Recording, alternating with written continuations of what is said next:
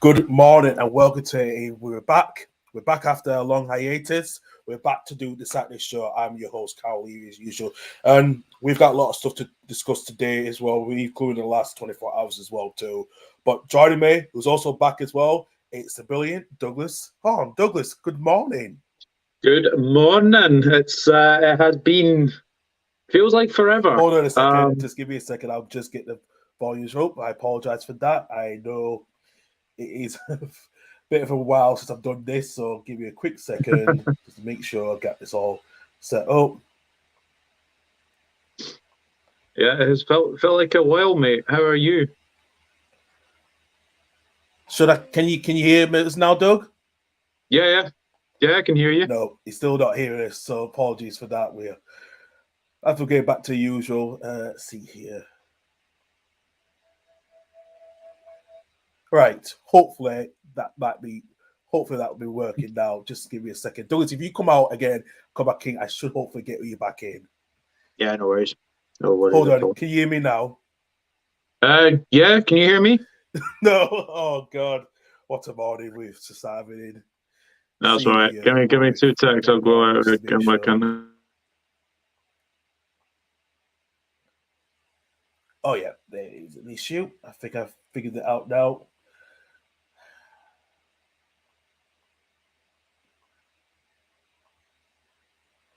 Hopefully. Headphones. Right, Douglas, hopefully we could try again now. Do you want to try? You hear me now, yeah? Yes, I can, loud and clear. Sorry about that. Yes, it's been a while I've been here. But how you doing anyway? I'm doing well, thank you very much. Yeah, it's been like forever that we've been on this channel, and hopefully we can sort of get it back to sort of continuous thing as well. But no, good to be back, and yeah, we've got a lot to talk about, haven't we? We have to. And before we do that, let's go into first, just as a tribute to the late Steven Featley. Steven Featley suddenly passed away a few weeks ago due to a rare long liver condition he had since the age of 2. He was the presenter of Steven FeatleyTV and also F1, a huge Arsenal fan, and he was a huge campaigner, for his rare condition to try. And it's been a weird couple of weeks. The football content community have come together the last few weeks, and it was trending on Twitter.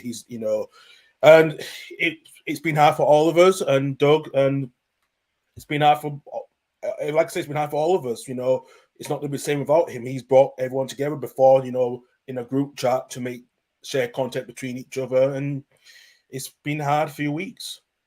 It has.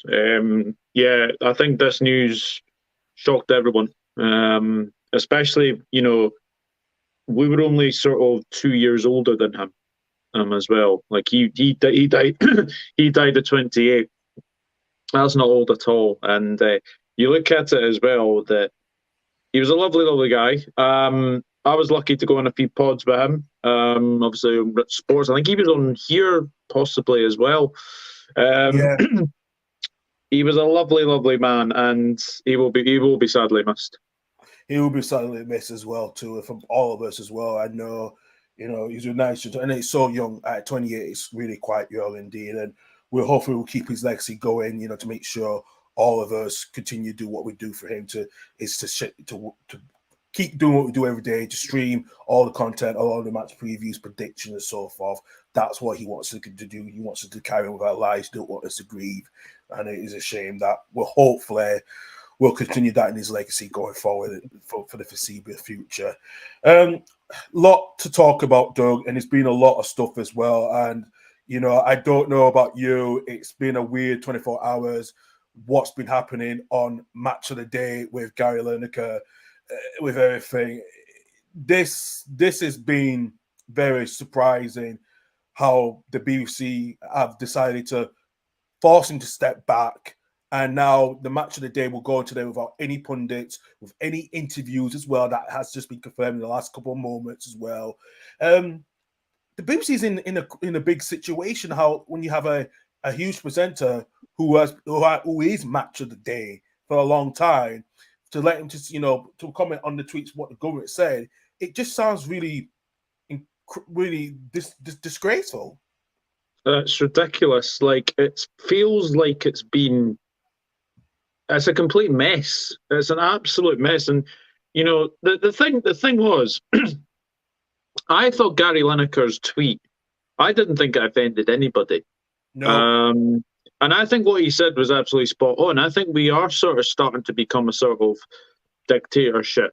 I think the bill that has came in is absolutely ludicrous. Anyway, I'm not the most political person myself, but I think you have to applaud obviously Alan Shearer. You have to obviously applaud Ian Wright, Alex Scott, Micah Richards, even Jermaine Genius, who is not everybody's cup of tea. And it's very, very sad when a big presenter like Gary Lineker's taken off air.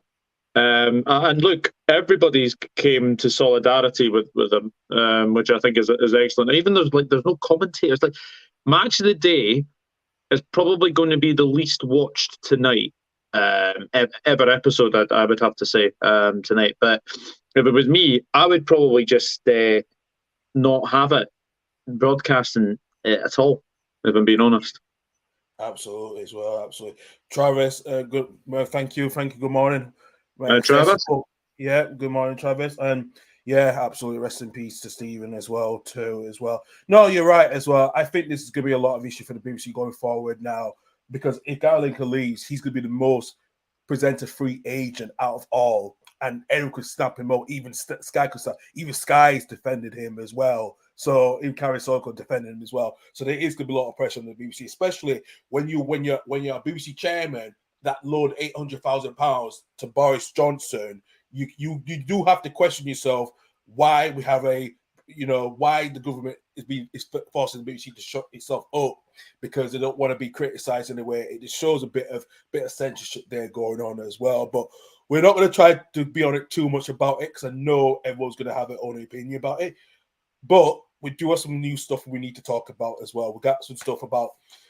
We'll come to the stuff later on about as the Qatari owners wasting money on PSG. We'll talk about the Premier League top 4 relegation battles as well. And we'll talk about today's back page, and also briefly on the UEFA Champions League, Europa League, and the Conference League roundup as well too. But let's start off though with this decision.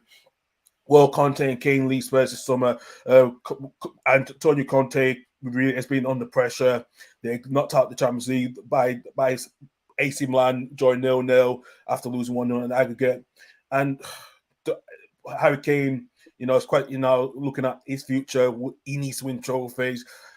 Doug, what is going on at Spurs? Because this has been a huge mess in the last few weeks. And I have to say to you, Axis, as well, where does Antonio Conte go? Does he leave before the end of the season, or does he leave at the end of the season? I'll be amazed if he is there by the end of the season. It's something is clearly not working at Spurs. You could probably say as well, it's probably typical Spurs. Sort of Spurs being Spursy, but it's more than this. Richarlison coming out and saying that his season has been pretty bad by his standards. It's not been great, and I look at what Spurs have done this season. Look, I don't think they've had.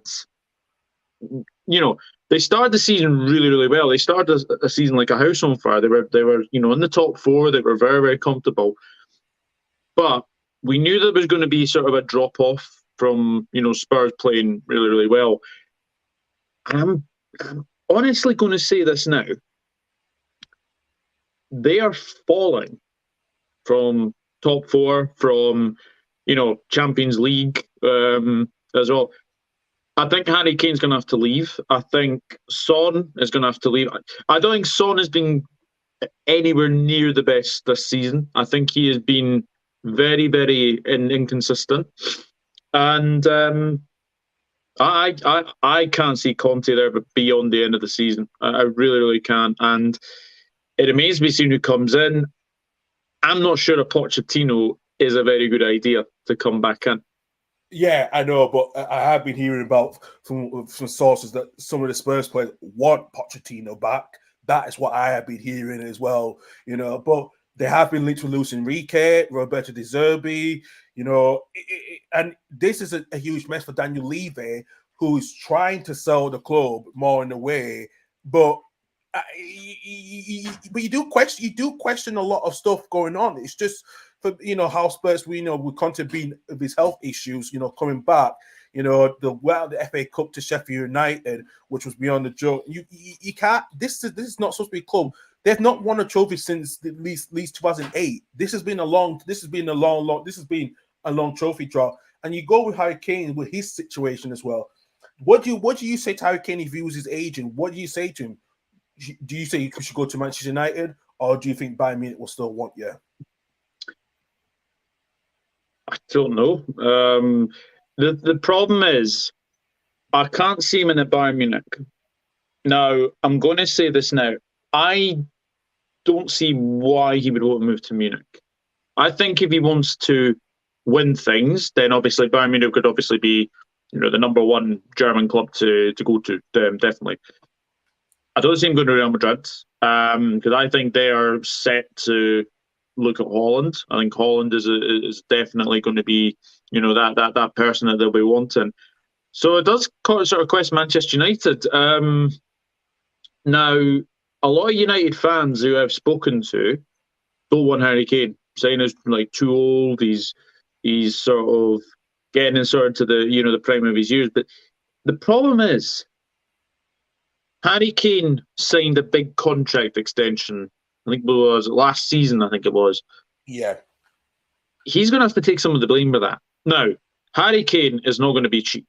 Let's just say that he's not going to be cheap. Daniel Levy is a very, very tight-fisted. He's a very, very tight-fisted owner. But when the going gets tough, obviously the tough gets going for Spurs.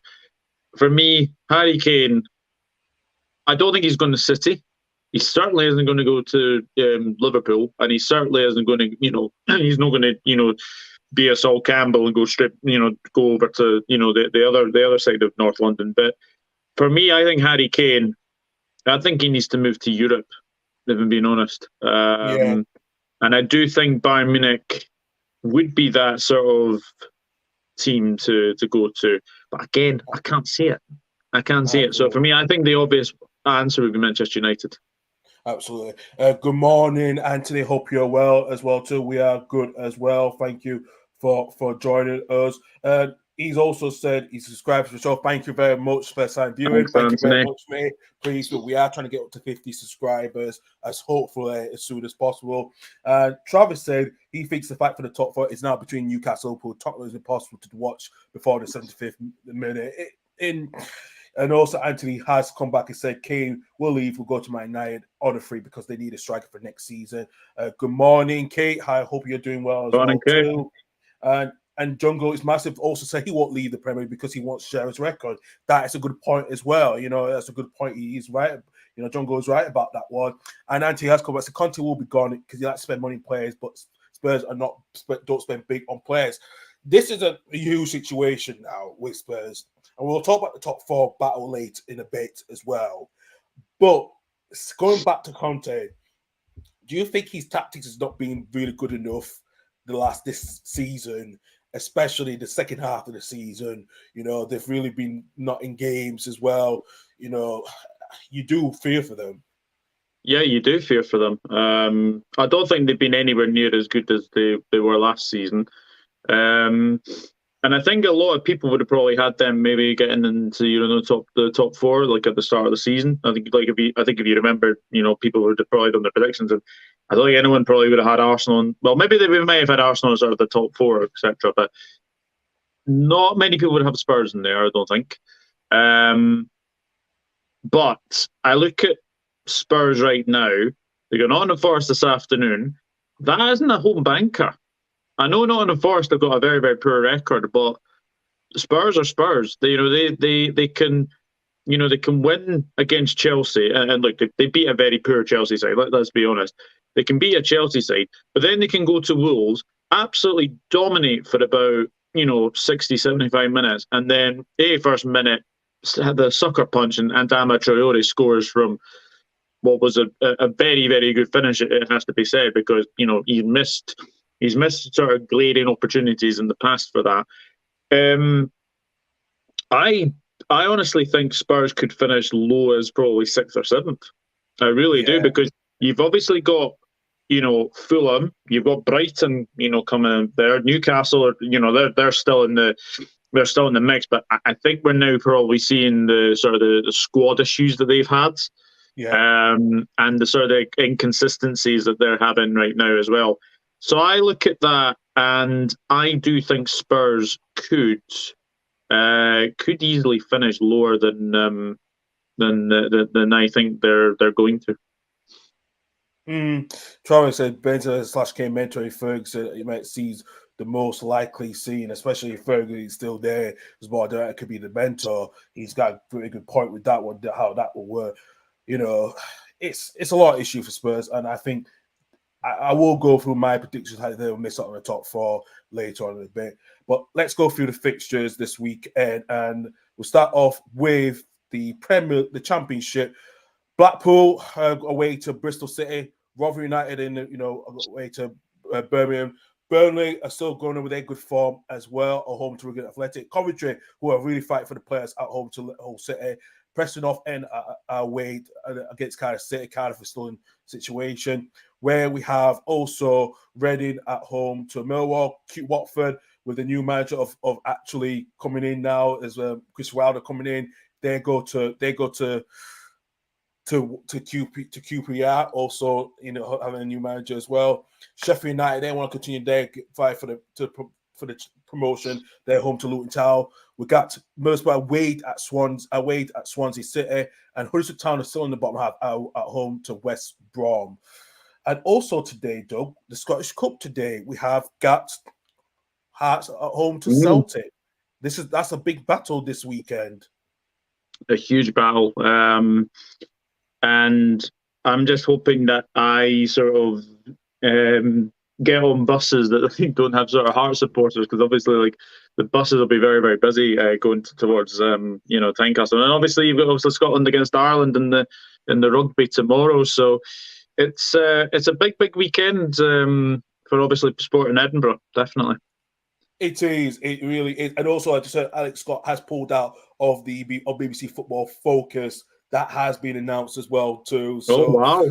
So no Football Focus on today as well, and we might be hearing that final score might not be on today as well. We will see about that as well. But I'll give you the fixtures for today in the Premier League. I thought I did put it up on there. But at home today, and it is a lunchtime kickoff as well today, as well, for between Bournemouth at home to Liverpool, Everton in relegation battle there at home to Brentford. A big game for Leeds today, my team at home to Brighton. Leeds are still not wanting to get Brighton at home. Chelsea away to Leicester.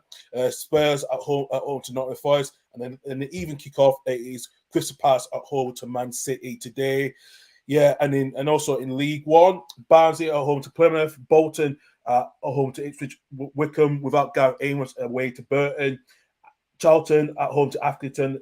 Exeter versus Lincoln City. Fleetwood against Port Vale. Bristol Rovers away to Forest Green. AK Dons against Cambridge. Oxford United at home to Derby. Another huge game without Carl Robinson, who was sacked 2 weeks ago. Peterborough at home to Cheltenham. And Parks at home to Sheffield Wednesday. And Morecambe away to Shrewsbury in League Two. Got Barrow at home to Sutton United. Stockport away at Colchester. Harrogate, continuing there, trying to stay up in the league as well. Or their way to Crawley. Doncaster home to Wimbledon, Gillingham at home to Tranmere, and it's watched their way to Grimsby, Hartlepool to Northampton. No game between Mansfield and Leighton. That game is postponed due to the huge snowfall as well. Newport home to Bradford, Walsall away to Stevenage, and Swindon at home to Carlisle. Yeah, jungle's massive. I echo your words. Yeah, I wish my team could play Raith Rovers in a quarterfinal. To be fair, Raith Rovers have done pretty well. They have done very, very well, and they got Ayr United in the cup. So and Inverness got through last night by 2-1 against Kilmarnock. So it kind of going to show at the moment that the big clubs are sort of falling at the sort of the quarter-final stage, and obviously one of Hearts and Celtic will, one of them is going to fall as well. So, yeah, I think we might have maybe a surprise finalist this season. Who knows? I think we will do. I wouldn't be surprised at all, actually. Ante, you gone for your predictions for Liverpool winning 3-0 at Bournemouth? Yeah. Well, I think Douglas, I think you've gone that same way as well. I have as well, yes. 3-0 to the Reds, yep. And Kate just said Alex got to replace Kayla Summers, also pulled out Football Focus as well. The BBC are running out of ideas. And also Travis Billy got to it. Yeah, listen, Willie, listen, he's a good player, man. And if he plays today, that will be always be the difference, no matter what, as well. It really is. But let's move on to PSG. They've been knocked out of the Champions League again. There've been a lot of issues. And I'm like, half the Qatari owners wasted the money on PSG. They spent over $1 billion, nearly €1.5 billion since they came in as ownership around 2011, 2012. Has this been a huge failure? It has, especially when you think about the money that they've, spent and, trying to win the Champions League. They are the biggest bottlers in Champions League history. And look, the other night, you'd argue that, yes, they were probably the better team for most of that game against Bayern Munich. But again, it's just simple mistakes. They just can't defend. And as well, PSG are a team that, there's still question marks over Galtier's future as PSG manager. Now, I'm not surprised when you're supposed to be winning Liga 1 every season.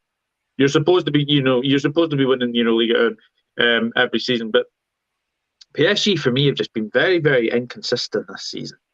And as well, the funniest thing was they finished second behind Benfica.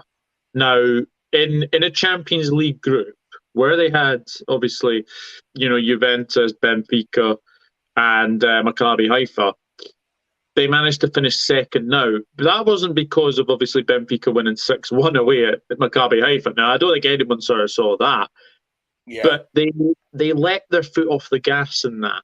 And I'm going to be honest, I would say PSG for me are the equivalent of Tottenham. They are the French Tottenham. Look, they do win things, do not get me wrong, but when it comes to Europe, they always just bottle it for some reason. Yeah, absolutely as well. I just see John Goes also has been a commercial set. I never see so many people since the John Kit deal. He's got a point there because since but they just fail on the pitch. They're not failing on the commercial, but they're failing on the pitch. But Doug, here's the situation: Messi's contract is expiring soon. Mbappe also wants to leave. And even Neymar's not injured. He's not like his contract's not going to get extended. Where does PSG go from these players? Because it looks like Messi might be leaving. It looks like Mbappe will be likely to go to Real Madrid, and also you got someone like Neymar who's not been good enough since his big money move. Where did they go from here? I think they just have to start from scratch. I think as well, look, they do have some very, very good players. I think Messi, Mbappe, and Neymar is a very, very good front three. My only problem is who have they got after that? Ekiteke. I think it's a very aging team for PSG. I think it's a very, very aging team, and I think they need to sort of get the younger sort of players in from where they've been playing. But yes, and obviously Jungo's massive comment there when you mentioned the biggest clubs in the world, PSG get mentioned, even though exactly they do, especially with all the the French titles that they've won as well. And look, we all remember the thing that Monaco. Everyone seems when sort of Monaco won the league with Ranieri in charge, they always sort of had sort of the big sort of superstars going to Monaco. And look, Monaco is Monte Carlo. Obviously, it's is one of those poshest parts of the world. But I just think Paris Saint-Germain at this moment in time, they are always going to win Liga 1 because they spend the most amount of money.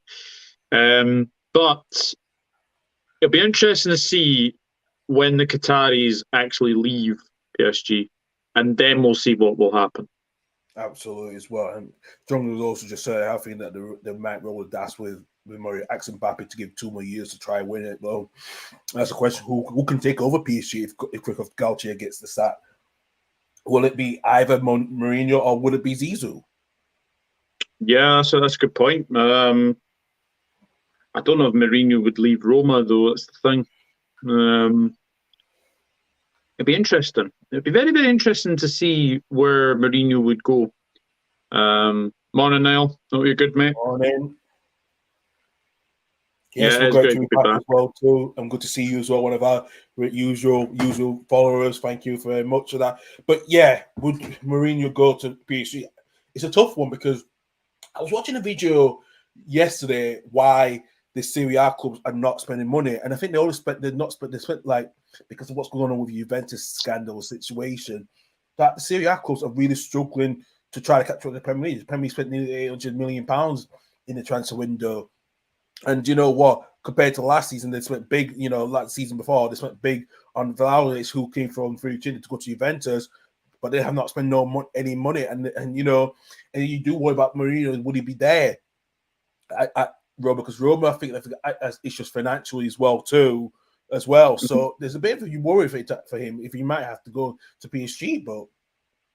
Yeah, could be very, very interesting interesting one as well. Everyone's joining in tonight. Hello, Dark Knight. Hope you're all right. One of my good subscribers.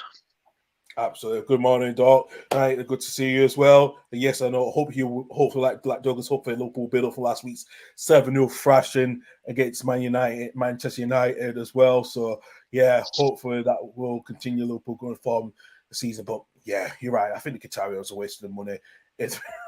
I wouldn't think they will sell the club now. They're too late now. They can't sell the club. So who else are they going to give it to? Yeah, that's true. Very true. Absolutely. Right, let's move on to the Premier League top 4 relegation battles. We're looking at the tables at the moment. It is neck and neck in the Premier League as well. Man United, Spurs, Liverpool, Newcastle are all vying for the top 4 spot. Doug, we'll start off with Manchester United. They were good. They were going on a good run until last Sunday. Everything came crashing back down to earth for them. Do you think they are a bit under pressure now to try getting the top 4, where Liverpool has now been a bit of a resurgence when Spurs are falling at the moment? I still think they'll get top 4, Manchester United. I'm going to be honest. I'm going to say this now. I didn't see 7-0 coming. I never saw 7-0 coming. I thought we might win. Cheers, Jungle's Masters. Appreciate that, mate. Appreciate that. I didn't see 7-0 coming. I thought we would win. I didn't think we would obviously be 7-0, but I think we played really well on Sunday. First 10-15 minutes, I thought we were right all over them. You know, they were making mistake after mistake. The only problem is we didn't score in that period. But we allowed them back into the game. Rashford, I had absolutely no idea what he was thinking. I think he was caught in two minds because the ball really came to him, and obviously it went under his foot, and then obviously went straight to Alisson. And obviously from that, we obviously scored the first goal because Gakpo, very, very good first touch to take it away from Varane, and fantastic finish it was as well. But the best thing about that, the best moment to score before half time is obviously before half time, and then obviously straight after half time. And then, you know, getting the goal straight after half time was massive. And then, you know, 3-0, I think their heads dropped, to be honest, at 3-0. But the thing is, Roy Keane said it perfectly. You get beat 2-3-0, you take your medicine. 4-5-6-7-0. That's beginning to be an embarrassment. Now, that was a humiliation.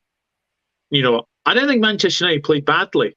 I didn't think they played badly in that first half, but the second half, their heads just dropped. And, you know, I look at that game, and, you know, this isn't sort of a one-off for Manchester United. You know, they've lost 6-3 to Manchester City. But Liverpool have had their number for a number of years. You think back to obviously the early days. Like last season was 5-0, 4-0. The other season there, I think, with 4-2.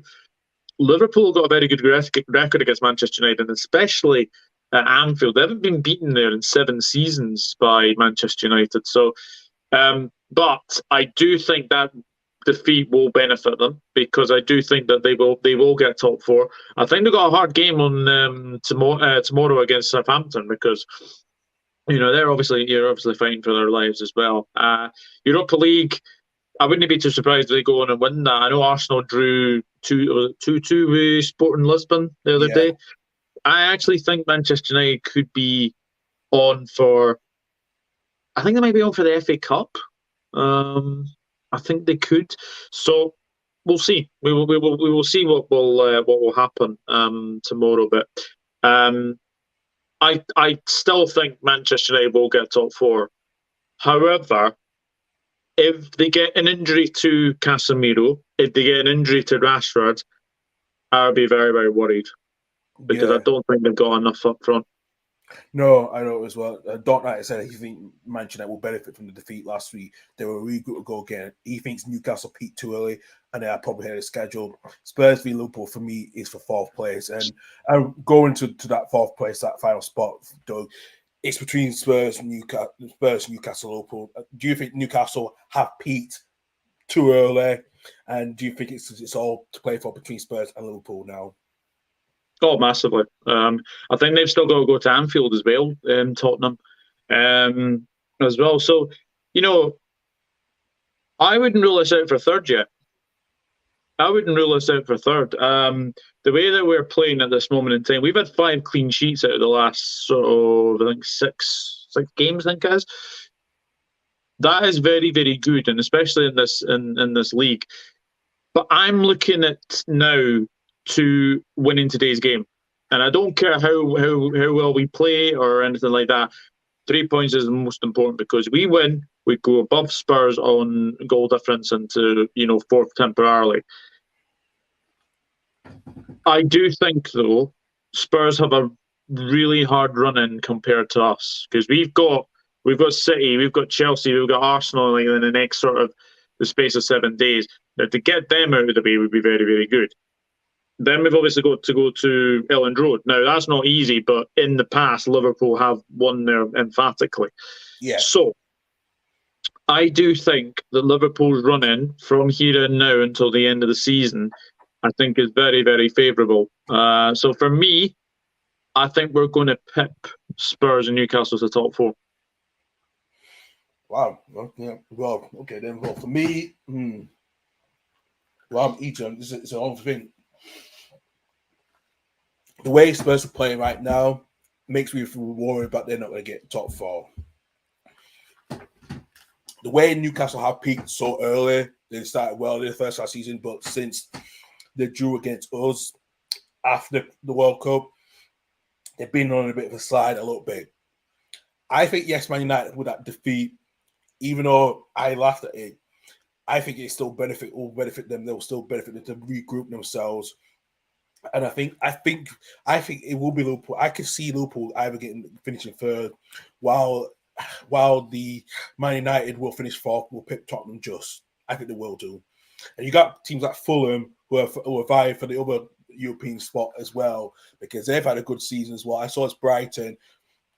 You kind of do worry about Newcastle and Spurs if they're in the situation fighting with Fulham, because Fulham have been on a good run since they returned back from the Championship last season. They've been tremendous, So it's not surprising as well. But the title race, before we get to the title race, it's all for Arsenal to lose now, isn't it? Oh, absolutely. I think City need to win at Palace to keep the pressure on. But I don't think it's a foregone conclusion at Fulham tomorrow. Fulham are doing really, really well. I watched that Brentford game and I was very, very impressed with the way they played. Against a Brentford side who are very, very good at home. I do think, though, that Arsenal, if they win tomorrow, then it puts them sort of back 5 points above them. And then, this is the big thing, they have a game next week, so they could be 8 points clear by the time Manchester City play Liverpool. And that could be the difference. It could be the difference. So Jungle's saying that City still City to win the title. And, he also thought that came back early on. He thinks Liverpool front three just seem to be in the form at once with Firmino, Sané, Mane. Yeah. And it is, I think it is a revolution now, because with Firmino announcing that he's leaving, Cody Gakpo's coming in, you got Núñez and Salah, and you also got Luis Diaz as well. That is going to be a good front three for the next 5 years, tops, isn't it? Because there was always questions when it was going to happen now, but Núñez is coming into his form, so I think it looks like Liverpool have come into strength. They just have to sort their midfield out. That's the issue they need to go for Liverpool. But I think Arsenal could pick the title just ahead of City. I think, to me, if they can win that game in the next fortnight, that's going to be just a point one. And I think Liverpool will finish third, and Man United, I think, will finish fourth. Let's go to the relegation battles. And the bottom of the table, this is tight, Doug. Bournemouth, Southampton, the point between Everton, Leeds, 2 points ahead of, within 2 points of West Ham, and 3 points of Leicester City, and also Nottingham Forest in 14th with 26 points. This is quite tight for a relegation battle. And, with Southampton winning against Leicester, very surprisingly. And, what do you think is going to happen now? Where do you think this relegation battle is going to be? Because it's going to be a huge fight. Yeah, I mean, I go back to the 2004-2005 season, or was it not that season, the 2010-2011 season, where there were like 5 teams that were like battling to survive on the final day. We might get a final day like that again. We might do. I do think, though, I was doing my maths, and I think 36 points is going to be enough to keep you up this season. I think that's the minimum you need, is 36 points. Yeah. Now, we look at Palace, 27 points. I think Palace are going to be safe. I don't see them getting into any relegation battle or anything like that. Nottingham Forest, again, I think they've got enough to stay up. Leicester, if they keep Rodgers, I'm worried for them. I'm very, very worried for them. However, I think they'll beat Chelsea, because I don't think Chelsea are that consistent enough. And I know that they've won 2 games in a row. Like, Dortmund was a fantastic win for them, and being obviously you guys last week. But I thought you guys were very unlucky last week to not get a point from Chelsea. Yeah. For me, I think it's really difficult, because I was speaking to, obviously, you'll obviously know Craig Beasley from Up the Cherries and All Departments. I was speaking to him, and he feels rather confident that their sort of run-in is sort of more favourable than Everton. Like, I've had a look at Everton's fixtures, and you can just literally wave goodbye to any wins. They've got Spurs, they've got Manchester United, they've got Manchester City coming up in the next sort of couple of weeks. That is not easy at all. And look, Goodison Park is never an easy place to go to. And look, they might actually sting the bees, pardon the pun, but they might do, because they're that kind of team that they can get a result from absolutely nowhere. No one expected them to beat Arsenal, but my 3 at the start of the season, I had Bournemouth, I had Southampton, and obviously the other one was Fulham. So obviously that was completely and utterly wrong. Yeah. I think the Evergoing, I actually have a feeling that Everton might go down. Oh, that was really difficult. I mean, you guys have obviously got Garcia, and I think that is a good management appointment. Yeah, it is. And I think a lot of Leeds fans were before the announcement were a bit frustrated. But I thought to myself, I look at it again, I thought he had a very good record. He was probably Watford's best manager, probably since the possible final came in, and got into the FA Cup final, and then finished in well in need of top 10. This one of the seasons he had. And I thought, being a lot more better against against who we played his first game, against I think it was Southampton. Southampton. Yeah, well, we got that way, and it's been very unlucky because very lucky. We should have got the point against Chelsea. I think Mezia had a chance to get to head of that in. He had a really good chance at the end of the game. I think we are having a bit of a. We don't have a bad run in. All of the thing. The last game is against Spurs and the last day of the season, so that is a bit at home. So that's going to be Is that Ellen Road? Yeah. Yeah. So, I am worried. The most team I'm worried for is Leicester City. Yeah. Do you worry about West Ham as well? Yes, I do. I think, look, winning a trophy would be fantastic for them. To win the Europa Conference League would be brilliant for a team like West Ham. But they made a hell of a lot of signings in the summer and in January.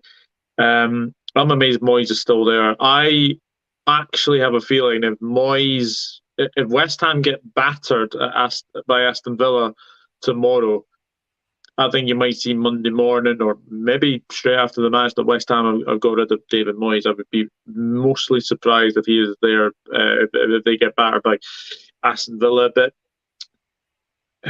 I just think West Ham have got enough to stay up. I do. Yeah, I think I think the manager of Grassy, I think we might be okay, just okay. We have a bit of a better goal difference compared to the other teams below us. Do you have any of the teams in and around you like between now and the end of the season? I think we have Bournemouth coming towards. I know that for a fact because we want to play Bournemouth at home before them. I think we're not playing them away yet.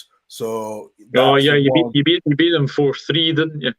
Yeah, we did. So looking at the games now, I'm seeing we got Wolves the next following Saturday, and then we're away to Arsenal on the 1st April. Nottingham Forest at home, which is the rearranged fixture. Home to Crystal Palace, home to Liverpool. So we got 3 home games on the trot. Then we're away to Fulham, away to Leicester, home to Leicester, and then the end of April we're away to Bournemouth. And then the last game is the games we have got left. We've got City away, Man City away, Newcastle home, West Ham away, and then home to Spurs on the last day of the season. Tough. That is very, very tough. Yeah, that could be very, very intriguing. To say the very, very least.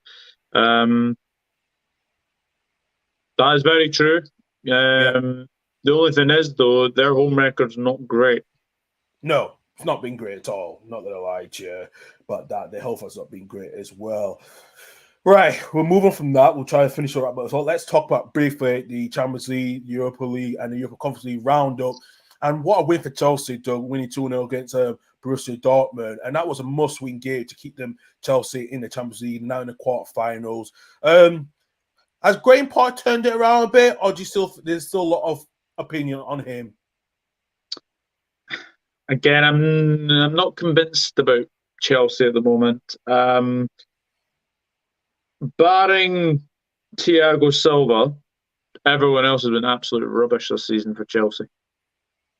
And I think as well that I look at this game against Leicester. Now, if they were to lose that game, it'd be typical Chelsea. They get through in the Champions League against the Borussia Dortmund. And look, Karim Adeyemi was a big, big miss the other night. I think if they had Adeyemi, I think he would have made a big, big difference. But I look at Chelsea and I look at the players that they have, the amount of players that they've signed as well. Like Mudryk isn't getting games. Madueke, like you wonder how many of these signings were Potter's. Now I can only say that one of them is Cucurella. Yeah. I'm pretty sure that was one of his signings. So it's a big, big win. But if they get Real Madrid, I'm saying that now because obviously we've got Real Madrid on Wednesday, but yeah, I'll say I don't think we're going to go through. It'd be very, very surprising if we did. But if they get like a Bayern Munich or something like that, I think they're going home. Absolutely. We have another result as well. We talked about Scott Parker was sacked after Club Brugge had a heavy 5-1 defeat to Benfica losing 7-1. I agree. Are you surprised he got the job at Club Brugge and then now he got the sack when they're being so poor in the Belgian league this season? The fact that he got that job, he's either done something. He's either lied on his CV or he was bribed with Belgian chocolate. That's the only thing I can only think of is why he took that job. I'm amazed he took that job. I really, really am. The fact that they thought that Scott Parker would be a very, very good option for them, and then you look at what happened in the Club Brugge. I think they lost to like something like second bottom of the league the last week or something. It was never going to work out. I mean, 3 months in charge is no very, very good. I mean, Club Brugge aren't Watford or anything like that, but it was. I think it was coming, especially. But I've got to say, Benfica, I've been very impressed with them. I think they could go far in the Champions League. I I think they are, but really rate. now. I really rate what they're doing. Napoli are another one. I expect them to get through against obviously Eintracht Frankfurt in the week there as well. There's still some very, very good ties, I think, coming out of this Champions League, and I think we may potentially see a surprise winner this season. I think they will be shocked as well too. Let's go into the Europa League briefly. Roma getting a 2-0 against Real Sociedad. Arsenal, they let 2 easy goals go, Doug. Do you worry about them if they cannot try to overturn this game in the second leg? I think they need to get out of the Europa League fast. Look, you obviously want to win the Europa League, and I get that. But do you want to hamper your league form to basically go far in the Europa League? I'm not so sure Arsenal have got the squad depth to compete in all comps. So I think I can see them beating Sporting Lisbon at the Emirates. I can see them beating Sporting Lisbon, but after that, could be a step too far for them, especially if they get like a Union Berlin or something like that. Yeah, Union Berlin drew 3-3 against Union St. Gilles. Bayer Leverkusen winning 2-0 against Fenerbahce. We also had Juventus have got a 1-0 win against Freiburg, and the return leg is going to be difficult for Juventus because Freiburg are a very difficult team to play at their ground. They really are. Would not be surprised if Juventus could get a shot. I like what Christian Rauch is doing at Freiburg. I think they're a very, very good side, and I think as well you'll see a different Freiburg in that second leg. I think they'll do Juventus over there. I really do. Absolutely. If you not watched the documentary on Freiburg on Copper 90 Stories, please watch it because I watched the full thing. It was amazing of their running. They got to the final, the first DFB Pokal final. In lead up, and they went to the town of Freiburg as well. Please watch it. It's amazing. It really is. Manchester United winning 4 against Real Betis. After Man United. A bit of I would say a good score for Rashford, but a bit of shakes that when Perez scored, but they got the job done, but they just need to finish it off now in Sevilla. In Seville. Yeah, absolutely. I think they'd be able to rest a couple of players in that game. I think they're through 4-1. I mean, they're going to have to concede about 3. It was funny that Jose Perez scored for Betis, especially with the fact that he's on loan from Leicester. But it was a good finish. It was a very, very good finish. I've got to say, though, David De Gea is a big, big concern if I was a Manchester United supporter. His distribution is really, really bad. Yeah, I saw it. It doesn't look good at all. I know he's been told that everything I said they're going to work on it, but that is a bit of a worry as well because especially with as he's getting older, I thought it would have been a little bit consistent, but it's a huge worry with that one as well too. It really is. Definitely. Sevilla winning 2-0 against Fenerbahce. Final got a good 1-1 draw at Shakhtar Donetsk. In the Europa Conference League, West Ham winning 2-0 away against LA Kalanka. They're looking at the favourites, West Ham, along with Villarreal, and Fiorentina. This is all to play for now. 100%. West Ham just seem to up their game when they're in Europe. So No, good victory. Obviously, Mikel Antonio getting 2 goals as well, which will give him the world of confidence going into the next couple of games. Absolutely. Villarreal drew 1-1 against Anderlecht. Nice scraping that 1-0 win away at Chef Tafel. FC Basel drew 2-2 against Slovan Bratislava. Future winning 1 against Sevilla. Ghent drawing 1 against Istanbul Bakashia, and Lech Poznan winning 2-0 against Dujardins. And also in the Tuesday's game, Lazio losing 2-1 to AZ Alkmaar, which was a very shocking result for Lazio. They have to overturn that game when they go to Alkmaar next week. Yeah, that was quite a shock, actually. You'd expect obviously Sarri's team to turn that around. I would imagine. Absolutely, indeed, absolutely. Right, though, let's finish off with today's back pages. So we are going to discuss pretty much of the layout here. So let us start off with the news that's coming from Spain in Mundo Deportivo that Richarlison has joined PSG thanks for killing Mbappe and Gonzalo Ramos for Benfica as a replacement for Karim Benzema. Can you see one of the 3 players, going to Real Madrid, or do you think it's going to be Mbappe, hands down? I don't think it's going to be either of them. I really do see it potentially being Erling Haaland. I wouldn't be too surprised if they go for Erling Haaland, because I do think that given one more season at City, I think he'll want to move on to Real Madrid. Because I think it's quite simple, really.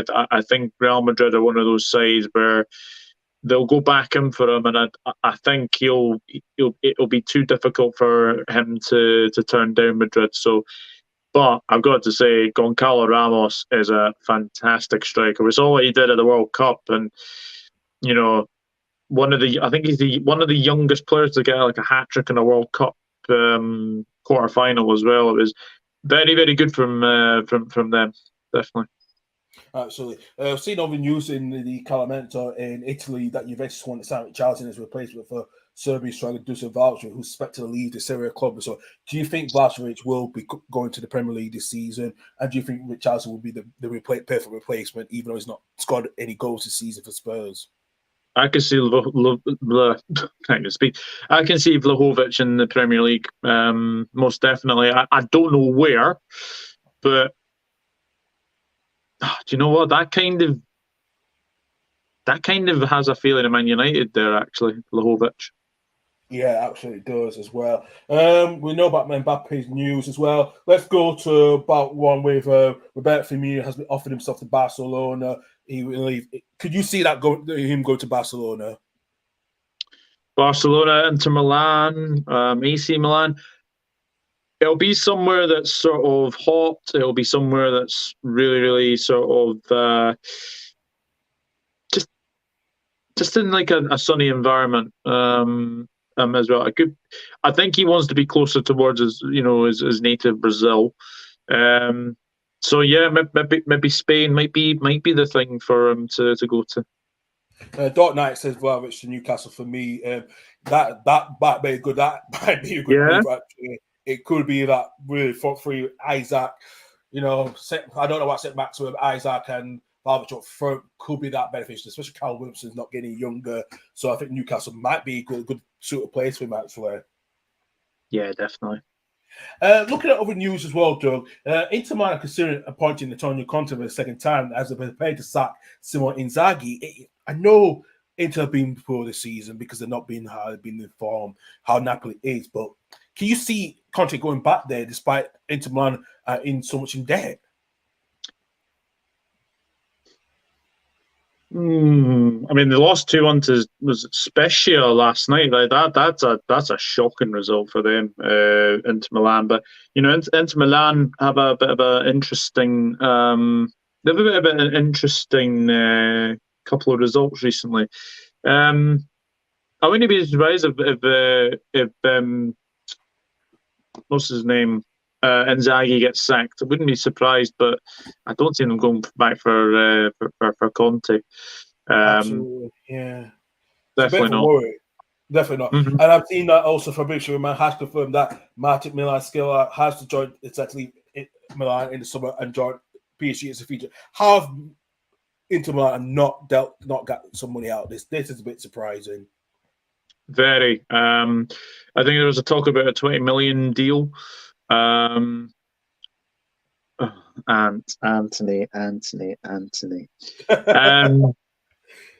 I'll be honest. I did see something. I think there was a 10, 12 million to get him to sort of PSG before well, actually after the January transfer window. But yeah, again, it's a case of just letting his contract run down, and I think it'll be a good signing for PSG.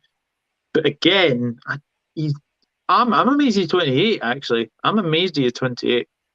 Yeah, so am I as well, actually. PSG will have a transfer budget of €8 million. That's £70 million. This is someone that look to sell at least one of the Brazil forward, Neymar or Lionel Messi, to free up money. Who's going to go, Neymar or Messi, or both? I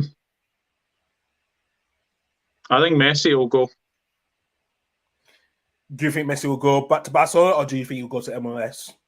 I can see MLS. I can definitely see the MLS for Lionel Messi, or maybe back to Argentina.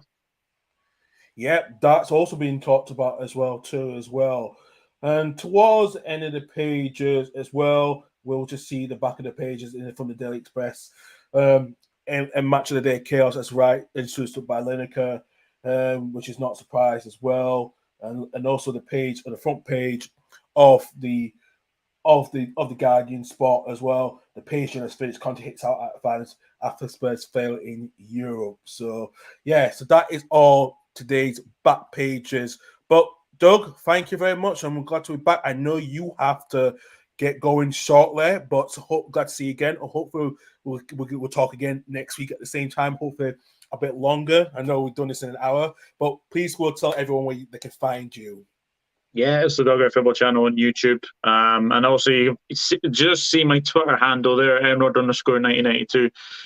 But yeah, obviously we want to sort of grow this channel, and we want to do this on a hopefully sort of a weekly basis, or maybe a monthly basis. Just like get together one Saturday and do a big football show like this. So no, thank you everyone who's watched in the chat. I really do appreciate it, and yeah, we're on the road to 50. That's the sort of the first wee target, and then obviously grow after that. But no, thank you very much for watching, and it's good to be back because I have missed it. I have as well too, but I was so busy with work and everything. At least I have consistency now, so that's a good thing.